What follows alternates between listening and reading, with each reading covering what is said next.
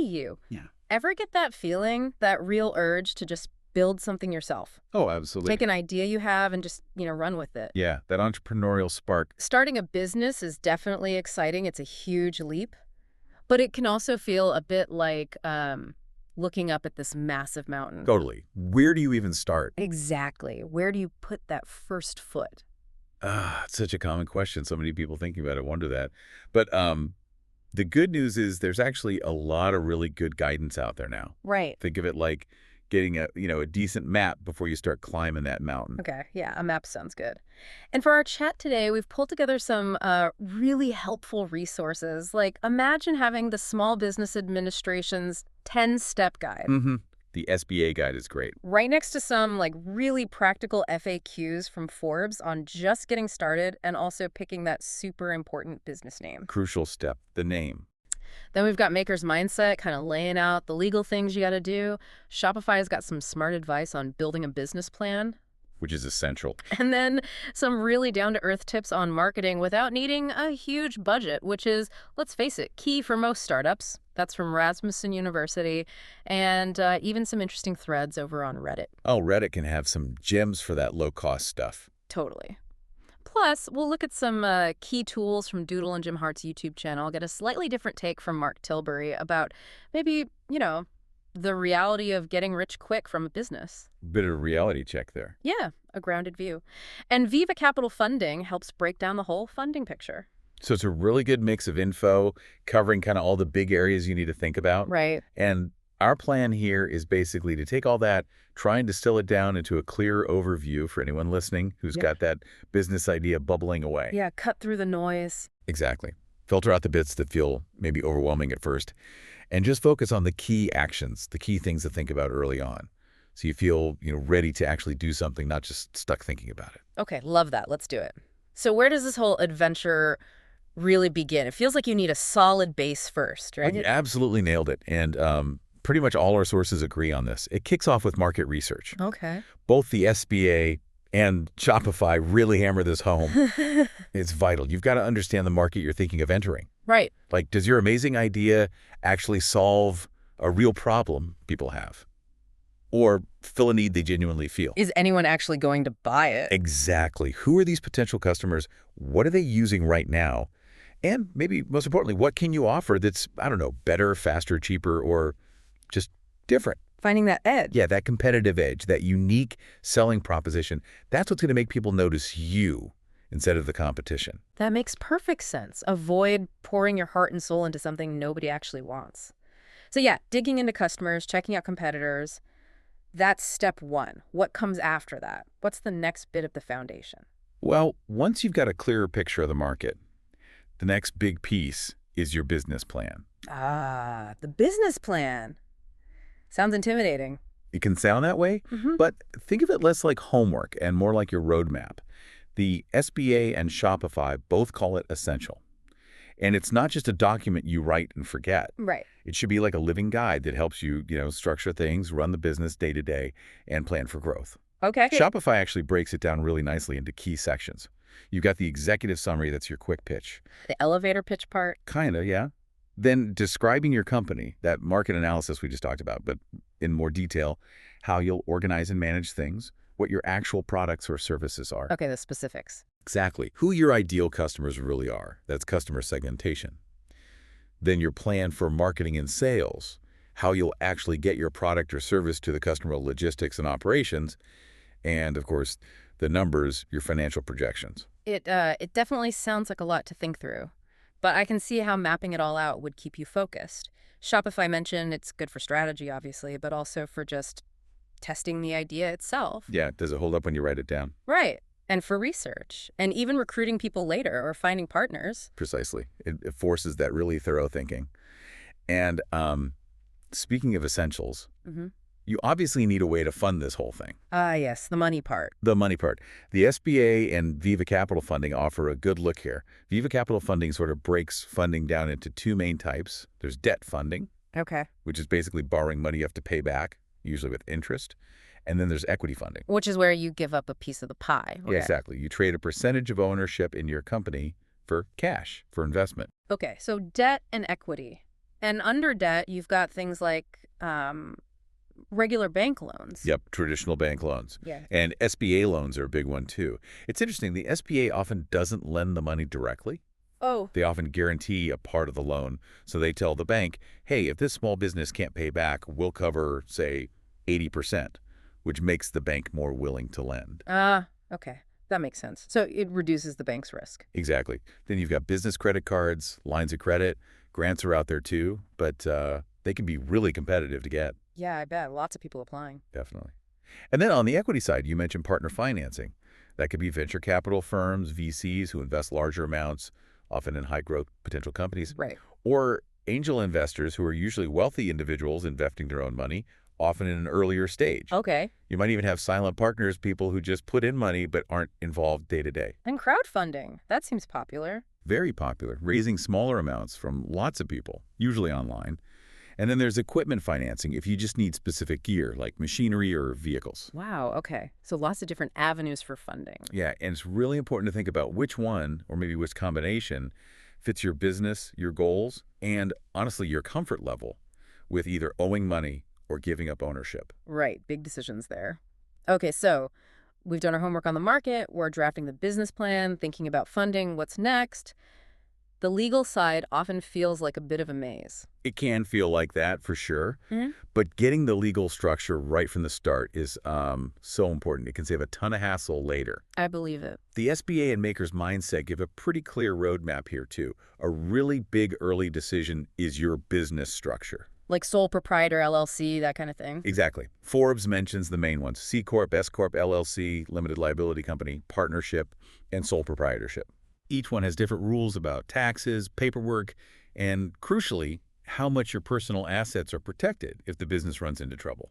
Your personal liability. Right. That seems important. It's definitely worth digging into, maybe even having a quick chat with a lawyer or accountant to figure out the best fit for you. Good advice. And then choosing the name. That sounds like the fun part, but also kind of high stakes. It is fun, but yeah, it matters a lot. The SBA, Forbes, Maker's Mindset all stress this. You want something, catchy. Memorable. Memorable, tells people what you do, easy to say, easy to spell. Forbes had a neat tip. Say it out loud, ask people how they'd spell it or what they think the website would be. Oh, smart.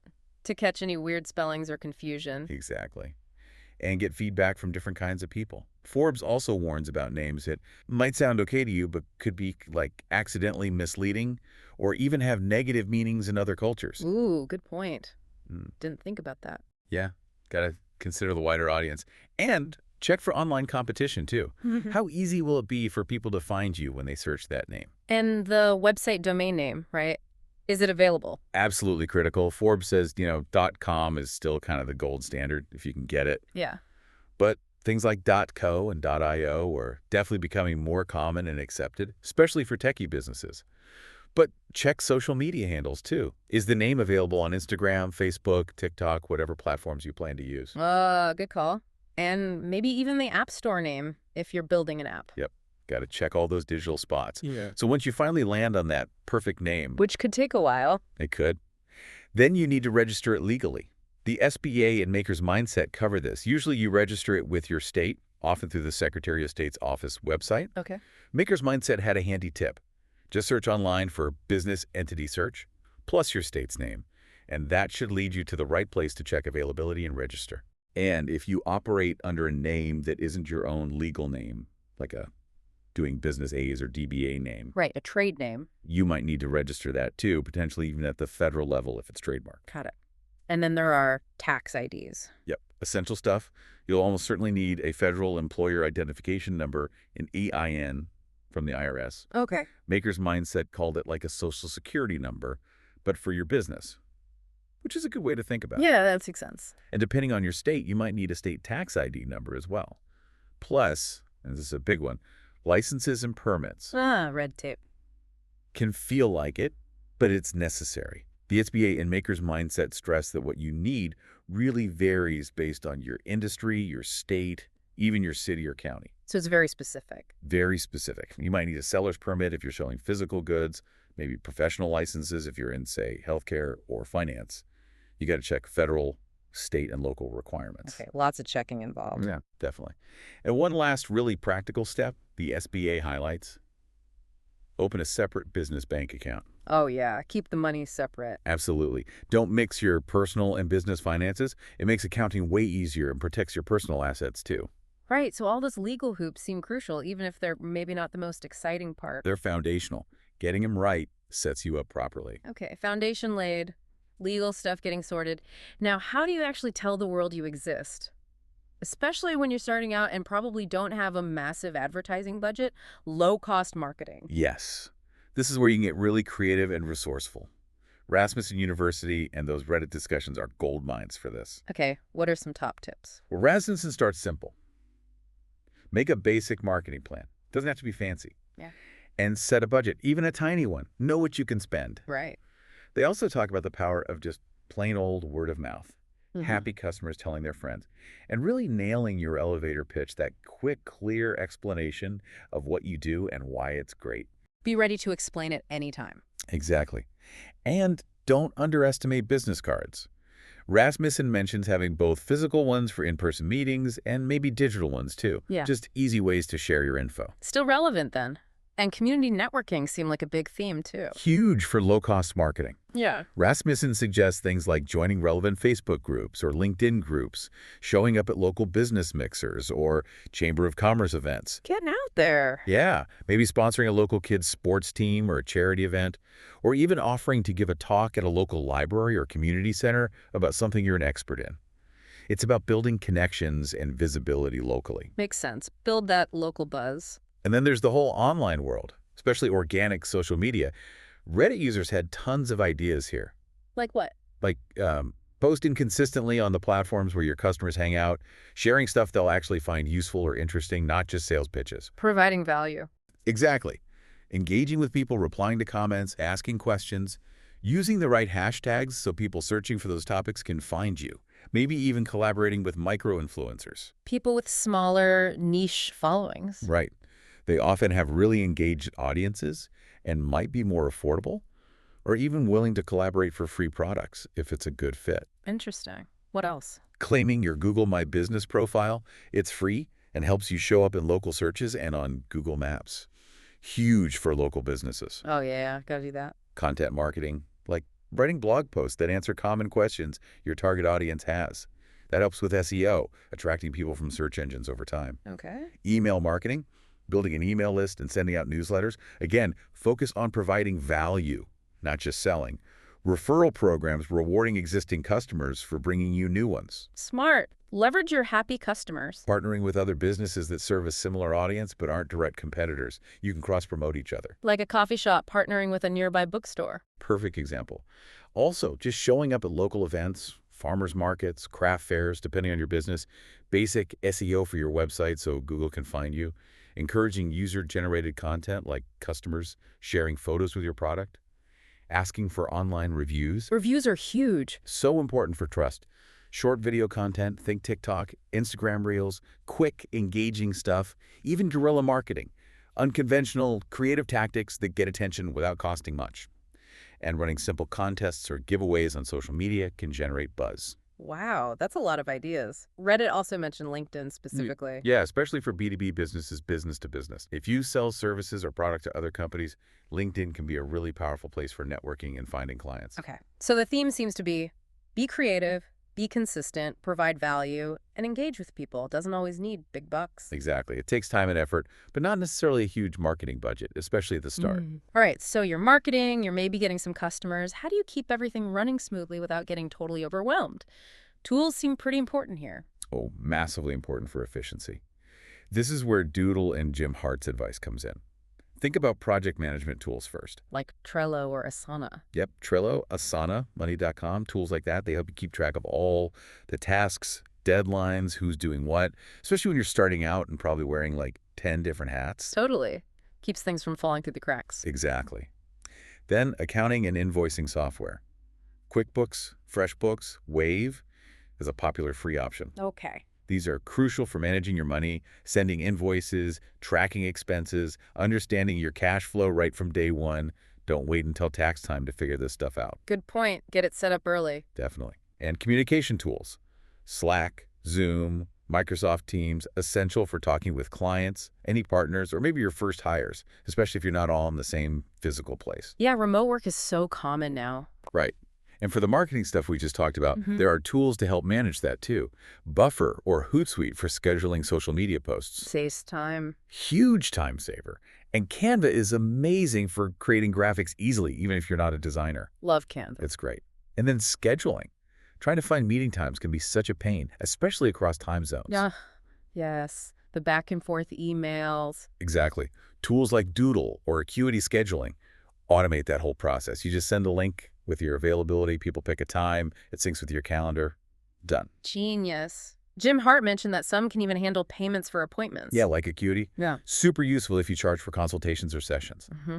He also mentioned a couple others, Voxer. Yeah. What was that? It's like a walkie-talkie app. Yeah. Good for quick back-and-forth voice messages with clients, maybe more personal than email. Interesting. And Text Expander, which lets you save snippets of text you use all the time, Hmm. email replies, addresses, whatever, and insert them with just a short keyboard shortcut. A real productivity booster. Oh, I could use that. Right. So these tools, they just help automate those repetitive tasks, freeing up your brain power and your time for the stuff that really grows the business. Makes total sense.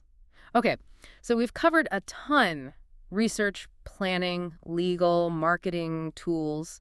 But we also looked at Mark Tilbury's take, which was a bit different, right? About getting rich right away. Yeah, it was an interesting counterpoint. His idea is basically that jumping straight into starting a business isn't necessarily the fast track to wealth for everyone. Okay, what's his approach? He really emphasizes first figuring out what you're naturally good at, your talents, then actually dedicating yourself to a job in that field for a while. Learn the ropes first. Exactly. Learn the skills, understand how a business in that industry actually works from the inside out. See what makes it tick, what the challenges are. So learn on someone else's dime, essentially. Kind of, yeah. And observe. He talks about taking notes on what works well in the companies you work for and what doesn't.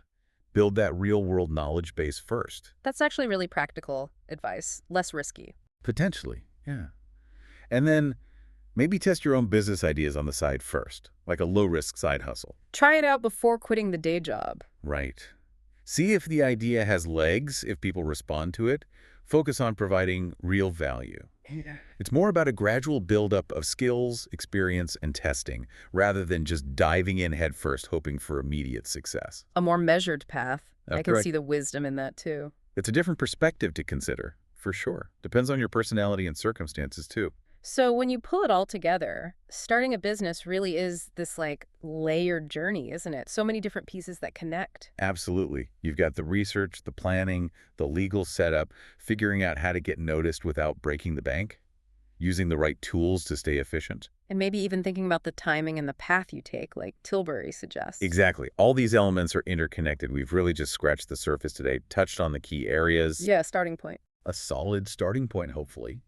But each of these areas, market research, funding, legal structures, marketing strategies, operational tools, they all deserve a much deeper look based on your specific idea and your situation. Totally. You got to tailor it. Think of this chat as maybe your initial checklist or guide. Yeah, a launch pad, like you said earlier. So as you're listening and thinking about all these different parts we've discussed, the planning, the legal bits, the marketing, the tools, what's the very first tangible, concrete step you feel most ready to take right now? What's the thing that jumps out as your immediate next move to bring that business vision a bit closer to reality? That's a great question to ponder. What's step one for you? Something to think about. Thanks so much for walking through all this with us today. My pleasure. Lots to consider, but hopefully exciting too.